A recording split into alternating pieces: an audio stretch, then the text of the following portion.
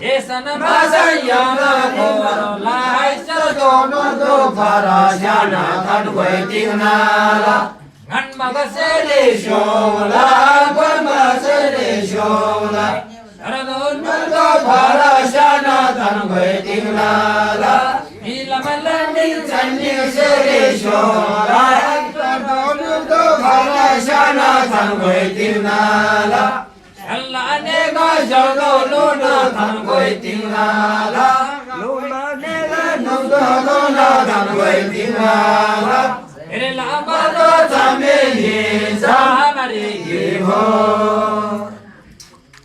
Allah jenne ta la hoina nam la saratanga sarmo padanga pamo mendo bobo loela Ewadana tangoy tinala, naoy sangda tangoy tinala. Karma sangsay tangoy tinala, deva sangsay tangoy tinala. Ma chorla chorla tangoy tinala, ma kuna tangoy tinala. Ma tumla tumla tangoy tinala.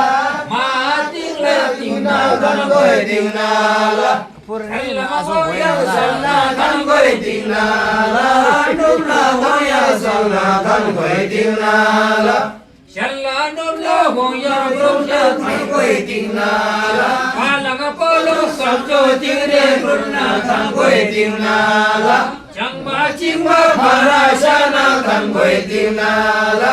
Yerlama hoya goshi shugoy tinala, nubla hoya brumja tangoy tinala.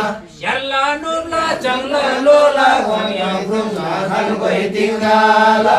Yerla bado chame jam, ranglama goa gole nare, koroni wo masotan la chanila besi shu sore giho. Dosa shishu chale diji pola namana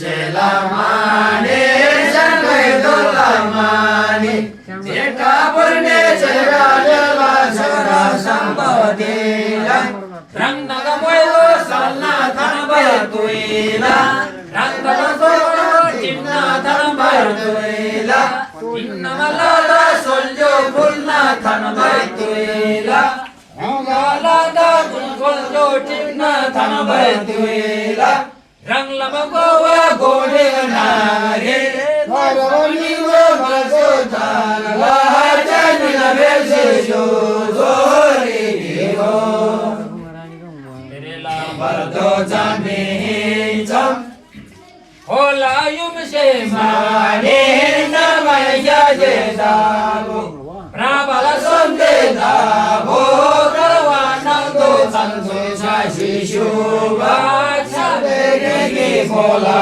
nam